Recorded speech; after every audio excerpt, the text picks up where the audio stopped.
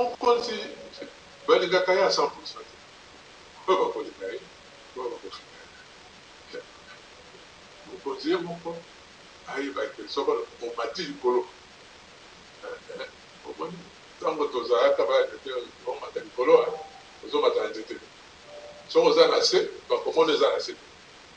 Ce qu'on m'a dit le colo de retard, ah, on l'a dit la leçon. Ah, qui t'a? Si on l'a dit la leçon, ah, ça va. Et moi, on a regardé ce qu'on m'a dit. Et puis, d'abord, il y a quand même la mauvaise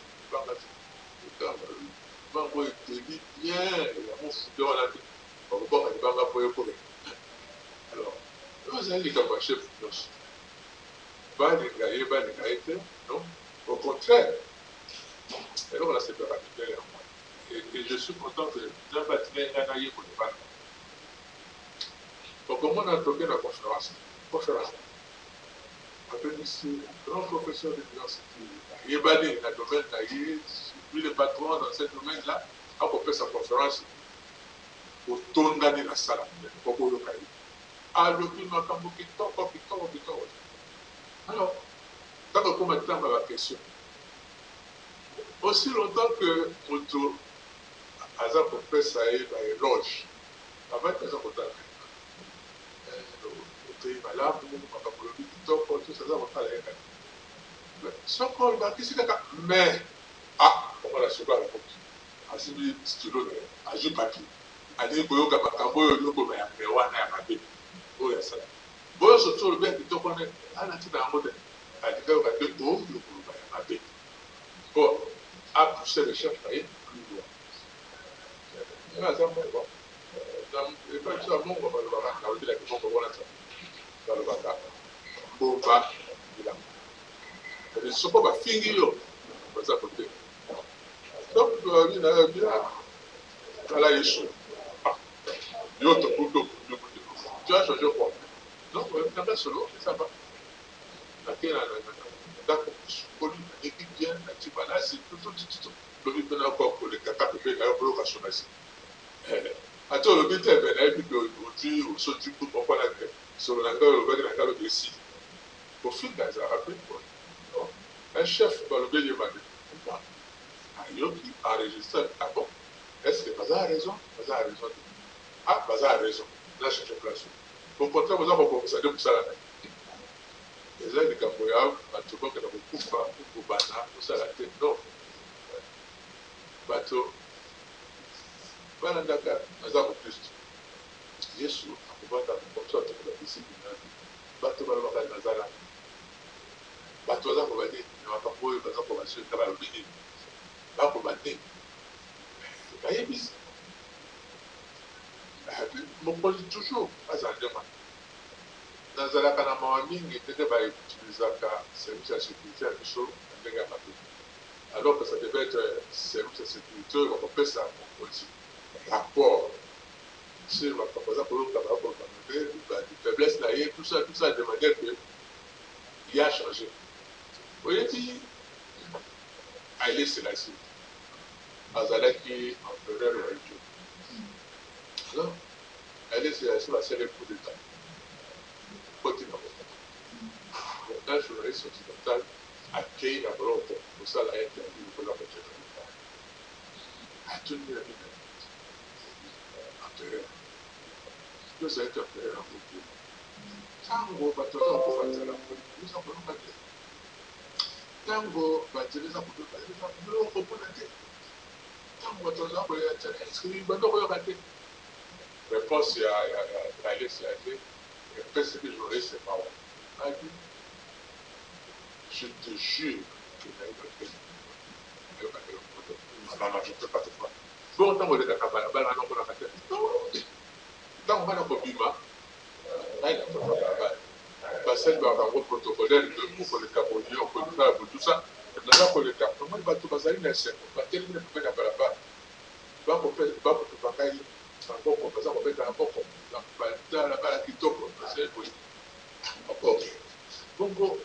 aller dans l'article dans le journal étranger,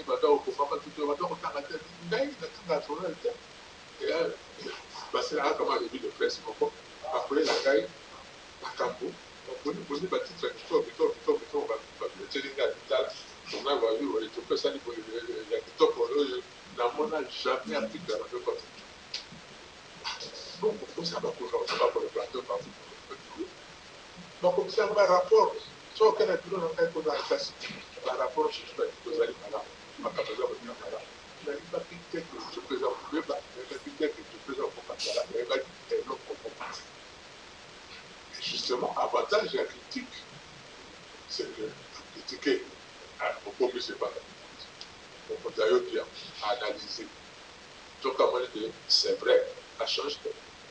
Pour nous, ils allaient à tout, que la cause à la radio, on ne va pas censer, on va dire que ça y est, on va pas plutôt, alors que la population est quelque chose. Par rapport à un côté. Ça va être que on va liguer, pas pour Dakar. Juste surtout, le Colombo. Donc, c'est la photo pour ça, le Colombo. Merci à toi, révérend David de Profond. Pour parler sur la sécurité, parce que tant que vous êtes à Kawana, dans la terre, tout le découvert, tout est là qui est non, et l'eau qu'on bâtit au terre qui va tout azalaki. Apéré, tu vas aux autres, il y a des apérés. Mazalaki bango surtout on de exemple après c'est la Siwana bango tout comme déjà mort Mazalaki wa ou yebisi bango vérité na éviter et l'okoni l'équipe vérité au yo lobela ki bango o qui va changer qui o qui va changer leur danger la service aux avec ba yo à face c'est ça doit changer le tout ça change rapidement ça on ça bonne la vérité, il va zapper, le ressent dans le vérité maintenant. De manière que va y battre, son bon, ça va faire si on peut. Comme ça là, comme ça, la bonne va à retour d'ailleurs de est-ce que après ça que vous conduisez la bosse à la au salaire, à Zidaki qui au salaire. Beaucoup de monde qui est bon. Vous avez dit à sa mère, ça le suffit. Vous avez dit que la paix, voilà. Bon, surtout, là, vous avez dit que il y a un ministre ministre le coup, ça le suffit. Il n'y a pas beaucoup de voler. Non, je ne sais pas. Le premier de coup, tant que vous allez de Sika, au Tika, dans la marque, top. Ata communauté pauvre, mais va y avoir pour ça, le salaire qui vous avez pour ça.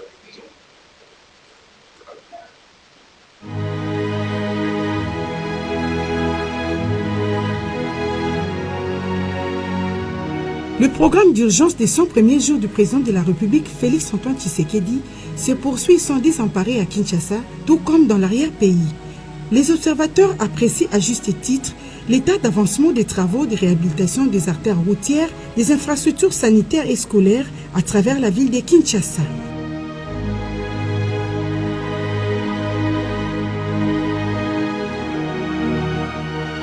Quelques travaux lancés par le chef de l'État se poursuivent normalement. C'est le cas notamment des travaux de la construction du nouveau bâtiment du R+1 du pavillon 5, lequel devrait abriter la médecine interne et les archives, volées dernièrement au sein de la clinique Ngaliema. Selon l'architecte Perez Sakata de la société AVC Construction, les travaux se trouvent au niveau du carrelage du bâtiment. D'autres services de la construction s'y attellent déjà. Il s'agit notamment de staffeurs, plombiers, peintres, ainsi que des maçons. Bref, tout est presque fin prêt. Nous avons presque terminé les gros œuvres. Les gros œuvres sont terminées. Maintenant, nous sommes en train de finir. La finition, il y a déjà presque, tu venais de constater, je ne vais pas citer tout haut ici. Il nous reste les plafonds, les faux plafonds au niveau de l'étage. Et en bas, presque, nous avons presque fini tout. Travaux débutés le 12 mars dernier avancent à pas de géant en tenant compte du délai fixé pour l'exécution du programme d'urgence des 100 premiers jours du chef de l'État Félix-Antoine Tshisekedi, comme nous le précise le docteur Roger Kongominga, médecin directeur de la clinique Ngalema, qui a profité de l'occasion pour remercier le chef de l'État d'avoir doté la clinique Ngalema d'un nouveau bâtiment moderne. Mais les travaux avancent en pas de géant. Bon, chaque jour qui passe, il y a quelque chose qui s'ajoute et ça c'est très important pour nous. Nous sommes avec eux sur le terrain parce que nous tenons à ce que ce qui a été lancé dans le cadre de 100 jours du chef de l'État se réalise et dans le délai. Mais sinon, nous sommes satisfaits et nous pensons que cet édifice va plaire à notre institution qui est la clinique Ngalema. Sur le plan des infrastructures routières, on a constaté d'intenses activités sur les différents chantiers de réhabilitation de routes et de construction des ponts. Dans la commune de Kasavubu, l'Office des voiries et drainage a déjà terminé la réhabilitation de l'avenue Sayo, tronçon compris entre les avenues Kasavubu et Victoire. L'OVD vient de construire un pont en béton armé au croisement des avenues Sayo et Victoire, non loin du boulevard Triomphal.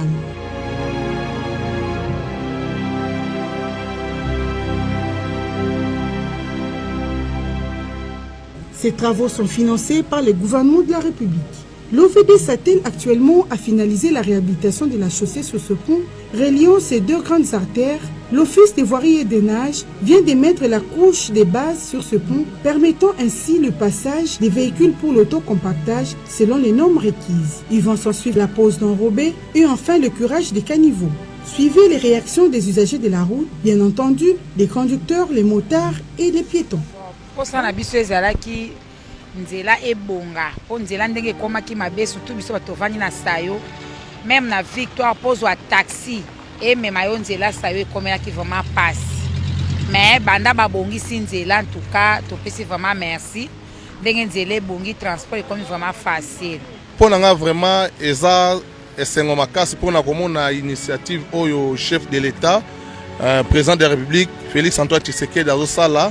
Donc, eza eloko moko oyo tobandaka kozanga penza ya bandakala kotala banzela nyonso oyo ezalaki bamabulu nyonso baarrange surtout place oyo ndenge pont ebukanaki vraiment evandaki nango ndenge wana mais lelo bino mo bozomona malgré silte quand même nzela ezoleka bamituka ezoleka makambo nyonso ekomi vraiment bien yango tozosenga na ye vraiment a continuer kaka ndenge wana ko baliboso mpe biso tokosoutenir ye bon na nde namoni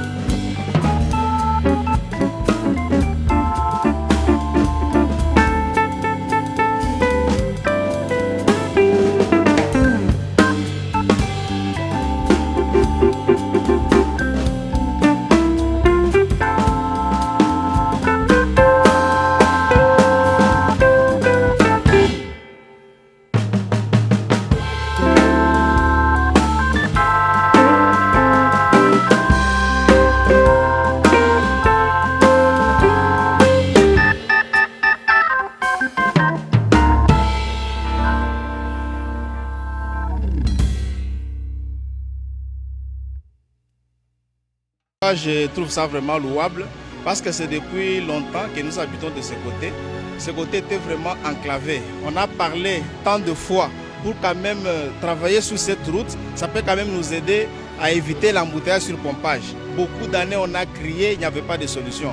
Mais grâce à notre nouveau président, il a amorcé ces travaux de 100 jours et nous voyons vraiment l'exécution des travaux vraiment qui se passent jour après jour à la merveille. À 500 mètres du rond-point pompage, l'OVD est en train d'asphalter l'avenue Koutou et Maïndombe, longue de 1100 mètres. Elle va de l'avenue du Tourisme jusqu'au fleuve Congo. À la phase actuelle, l'OVD vient déjà de poser l'enrobé sur 400 mètres en construisant également des collecteurs pour canaliser l'eau vers le fleuve Congo. Ces avenues en réhabilitation, une fois finies, vont désengorger cette partie ouest de la ville de Kinshasa en facilitant la connexion entre les différents quartiers du coin et également pallier aux problèmes d'embouteillage monstre observés à des heures de pointe au niveau du rond-point pompage.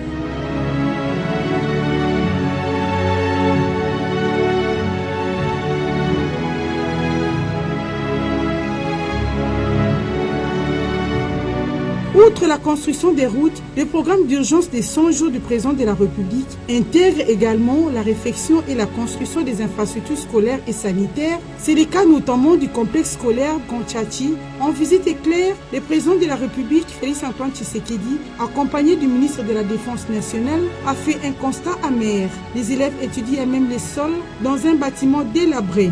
À bon père de famille, le chef de l'État a décidé de la réfection de ces bâtiments scolaires ainsi que de la construction de 2 autres bâtiments destinés à abriter l'école maternelle et primaire du Kontchachi. Les travaux sont déjà en cours et avancent normalement.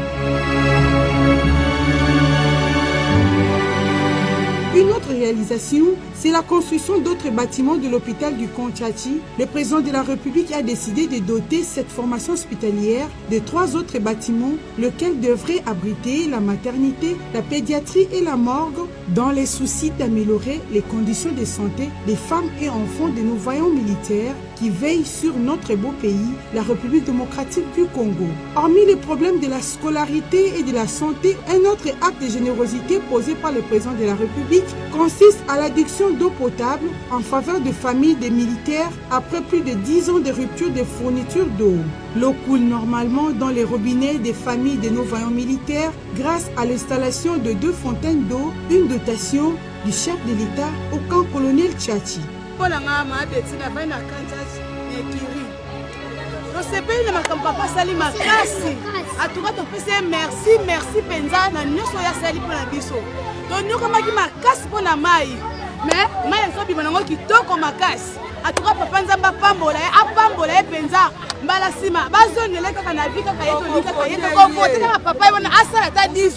En somme, le programme d'urgence des 100 jours du président de la République a été réalisé à 80% à Kinshasa, démontrant ainsi la visibilité des actions du chef de l'État. Il suffit de faire la ronde de la ville pour se rendre compte que ce programme de 100 jours n'est pas un slogan, mais une réalité perceptible sur le terrain.